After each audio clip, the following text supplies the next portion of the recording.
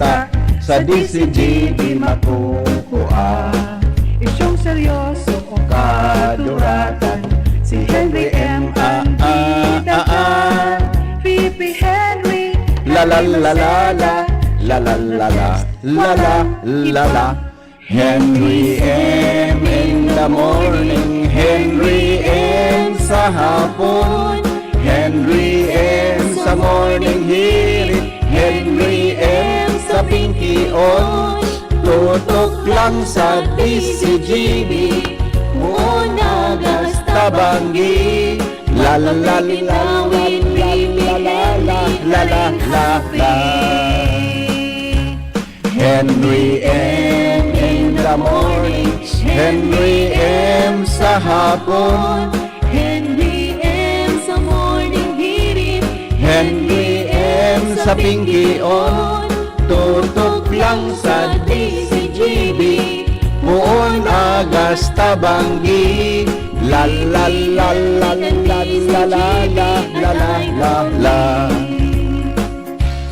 La la la la la la la la la la. Again.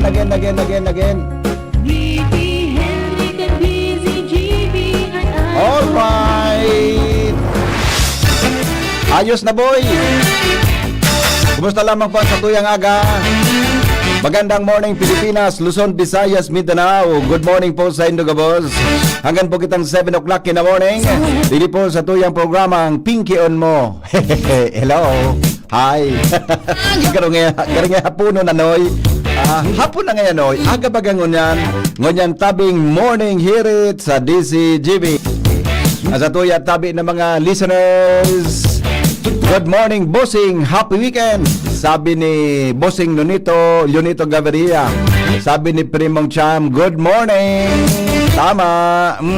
Sabi man ni Pading Ray, huwag niyong aanyayahan ang kamatayan sa inyong lisyang pamumuhay, ni ilapit sa inyong sarili ang kapahamakan dahil sa kagawa ng inyong mga kamay. Sapagkat hindi ginagawa ng Diyos ang kamatayan o ikinagagalakman niya ang kapahamakan ng mga buhay. Karunungan 1:12-13. Salamat sa mahal na Panginoon at panibagong buhay na ito. Happy Saturday everyone. Salamat padi kong amigo Permina padi. I love you. Kanan tunay pading Ray. Good morning. Good morning, good morning, good morning, good morning, good morning, good morning, good morning, good morning, good morning, good morning. Terindog na po, terindog na, terindog. Terindog na,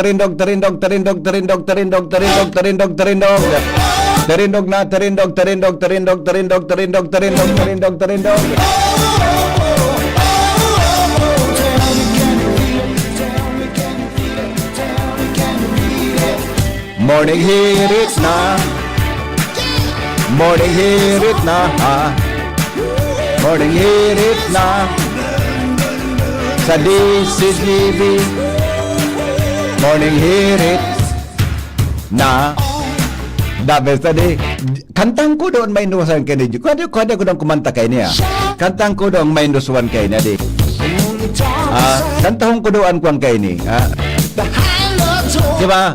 Mabikol daw akong version kay ni. Kantahon ta daw ang ano daw kung kaya ini. Di naman pwede mag-translate sa Bicol na ilang kantang ini The Heat is On. Diba? Diba? Ang title kaya ni The Heat is On. Diba? Yes, mag-morning hirit na. Lala.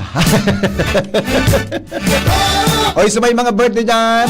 I-text po sa tuyang cellphone number 0928-777-5548 0966-230-034. Text po sa inyong mga birthday greetings in the morning. Tigdi po mga tugang sa tuyang programa. Ano number? Ulitong ko tabi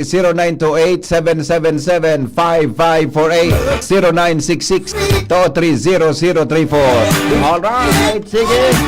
Yung mga birthday celebrants natin, mga early risers natin, magandang morning. A blessed Saturday. Sabi-tabi ni Pading, ni amigong Benji Dapogi. Kay Manay Agnes. Si Manay Agnes pinaling ko kan sarong Aldo duman sa Ayala. Agnes Mape, kay Melanie Agarin, Amada Esplana, Rachel Capili Asejo, Correa Yulobit, and Ophelia Maravilla. Dahil ko ni kasurong alo naman si Manay Agnes Mape sa Ayala. Good morning, amigo! Diyan tabi sa sabi ni Jonas Rosal. Nalula ako, nagtanagiling akong TV news kang sabi ni Secretary Rimolya, no VIP treatment da sa mga makakulong na politiko, pero nagpagibo sinda kisiparadong mga kulungan. Dapat ihalo sinda sa mga ordinaryong kulungan. Bilibon ako BP sa mga salin kan mga politiko. Mga milyones palang assets ninda. Ano na boy? Makahirak ang bubling tikoy sa maabakana. Sige po, relax ha. Good morning, migo. Gari na buyong sa pista so para load. At ang talaga ngunyan, wara? Paano daw? Sige, migo. Good morning, sir. Paki-update po Pag-asa Iguana daang LPA na nabubuo. Mamaya ha, tawagan natin yung Pag-asa. Okay. Sige. Tabi, magandang morning sa mga birthday celebrants natin dyan. O, bueno. 5:20 oras, mga tugang sa DCGB. Mga birthday celebrants natin, Dr. Glenn Isip, maray na agad tabi sa imo, amigo. Good morning, tabi na,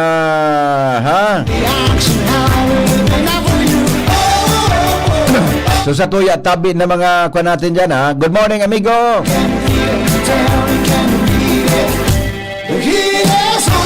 Good morning.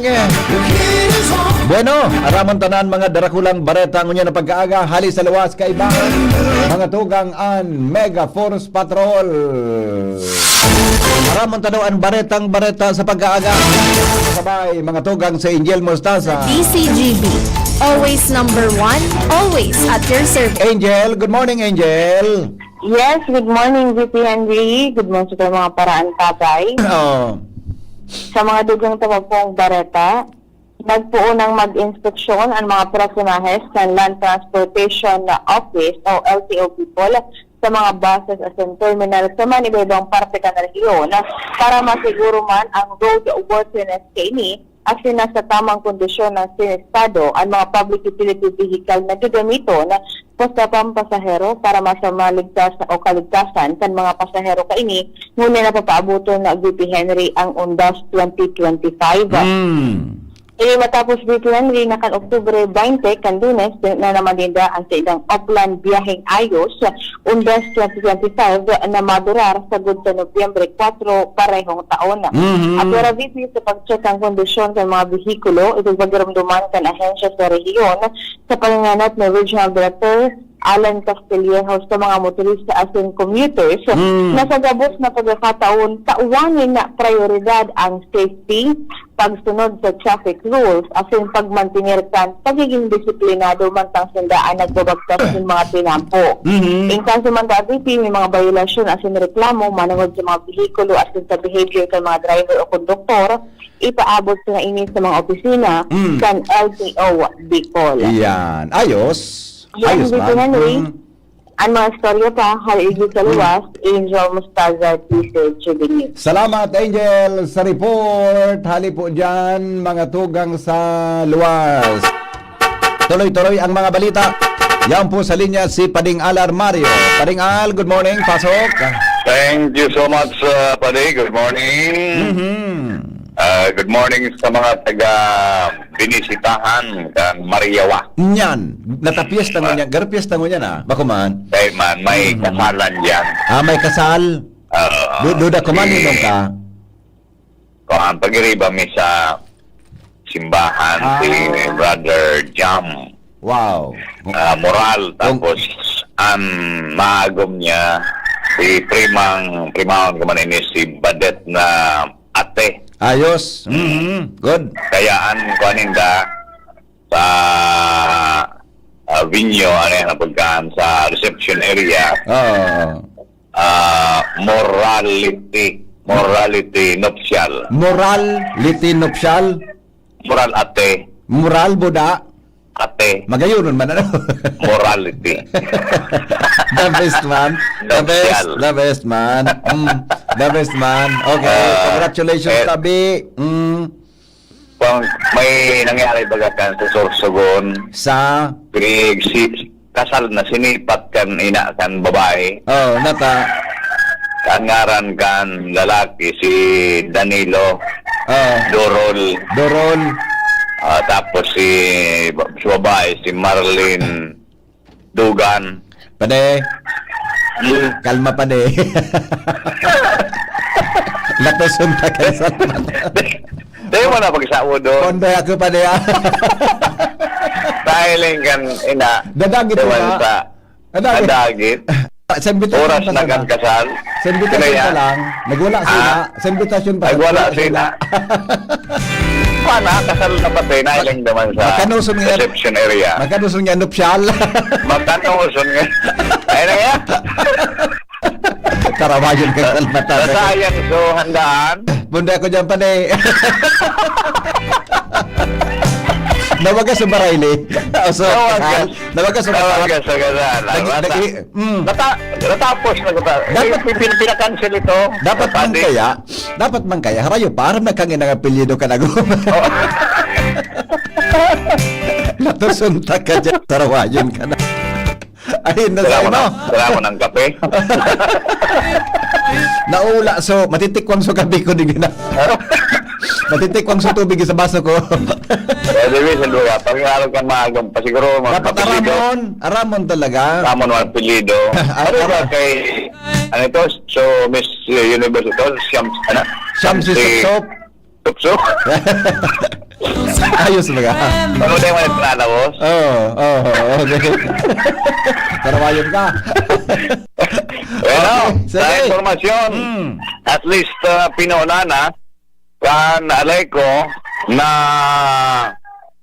aralion ang mga spaghetti like na mga wires. Ay wow. As in, Salamat. magkasoralidad na ang mga luma ng poste sa mga naguruyaya ng poste. Digdi sa Legazpi City. Very good man. Kaya, nahiling tayo, yun ang aksyon ko niyan sa pangapudan kan gobyerno lokal na ayuson ini dahil delikado ng maka-aksidente at makanos pag-iling-ilingon. Sinabi ni Mayor Isiam Ismael na maiduang aldaw sa laog ni Sarong Simana Na? na permiining pagigibuho na kan Alayko dahil pagluway-luwayan iyan mga spaghetti wires na yan dahil resulta naman ini sa resolusyon manapig pasar ni City Council Attorney Butch Lucila sa guni ang palunsod na aksyonan ini kan Alayko. Ako saan Alayko kundi ini pang ibama na communication companies tigapakiuronan kan syudad na ayuson ang pagkabit ng danin mga wires dahil minsan nagkakaperwisyo talaga sa publiko, lalo yan ang mga internet baga, kung saan sa titarakon, kada sa mga rayong barangay, kaya kung minsan nakakaperwisyo talaga sa publiko, lalo-lalo na sa mga motorista. Yan ang informasyon, dami pa rin. Hindi sa luwas, Alam Mario, DCGB. Salamat paringal sa report. Henry Macet, Ale dyan sa ang luwas. lalaking hindi inuumaga. Your partner in the morning. Ibang kita kay Jimmy na salita, Jim. Good morning, pasok. Yes, Bibi, marinaga. Marinaga sa mga barantabay. Sa mga dagdag niya itong bareta, inabot nin red tag.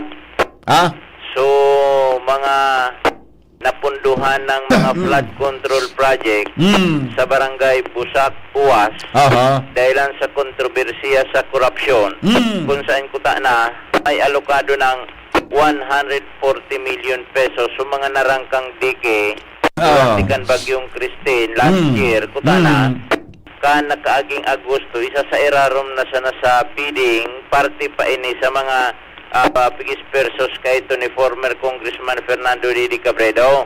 Alaga dahil nalabos ta BBP ang bidding sa follow-up ni punong barangay Raul Sirio kan barangay Busak, and the same time siya ang presidente kan Farmers Irrigators Association.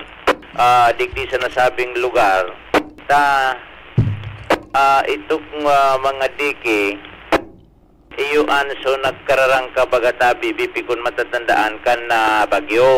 Pagkatapos rinibong hektar 800 hectares nin mga kabasa nagkabaralun bulan nin mga daga mga debris ay na nagkataranuman. Sirahan ko ta na para mientras nin mga sandbag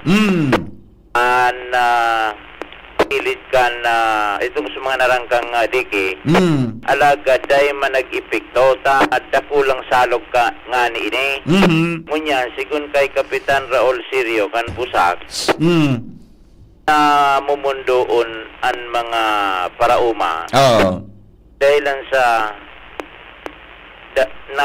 issue sa flood control nadamay sa mga farmers kan libon, kan uwas, kan pulanggi. Pangyayari. Kuta nakaipuhan maprotektaran, lalo na ang mga mahiwaso na kabasan, kung na budget na day nin kontrobersya.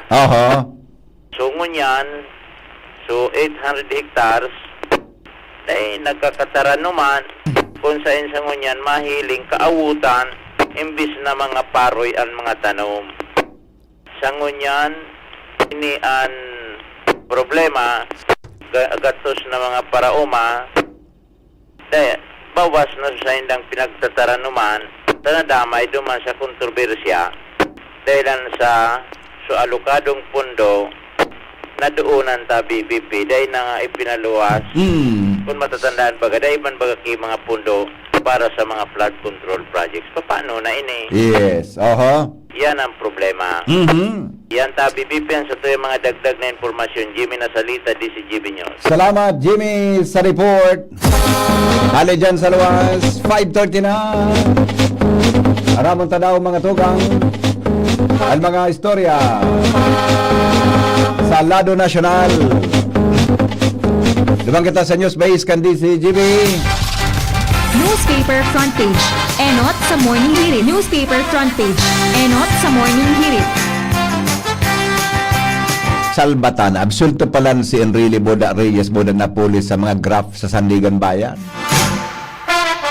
Good morning, Paring Mar. Good morning, BP. Good morning sa mga tabantabay. Headlines mo niyan. Nan. May huminto. Ayun. Pira, salbatan na ka. 30 sa mo ni John. Sako. 80 sa iyo. Kaya pa? Kaya pa? Kayang-kaya. Kaya pa, medyo... Madali na pati 61 aldaw na ito. Mga hanggang tabako pa yan. Kaya pa? Madali na pati 61 aldaw na ito. Madali yun naman, sana? Oo. Yan ang santo, Enrile Reyes sa Sinapolis, insulto kan Sandigan Bayan sa Kinsing kaso in graft na nagkakantidad ni 172 million. Kunyan. Hindi, sabi ka Malacanang, oops, dahil kaming influensya dyan. Yan, siyempre. Nya, ano pa di ko kaya klarado ang kaso ngayon. Sina polis na kalawas mo yan o iba pang pigalat na ibang kaso? Igwa pa garong pigalat Igwa pa? na ibang kaso. Igwa pa. May mga convicted na baga dyan. Serious pa din, nakakulong. Nakalawas sa luwas ini. Eh, nakapiyan taman. Nakapiyan sa palan ini. Pero sa primerong sigwada kang kaso, inipigtugutan na si Enrile Bula si Rita makapagpiyan. Iyo, tama. Pero habang naghaloy, nakaluwas. Nakapiyansa. Wala si Enrile nga ningon yan. Iyo ang Legal counsel. Iyo baga di.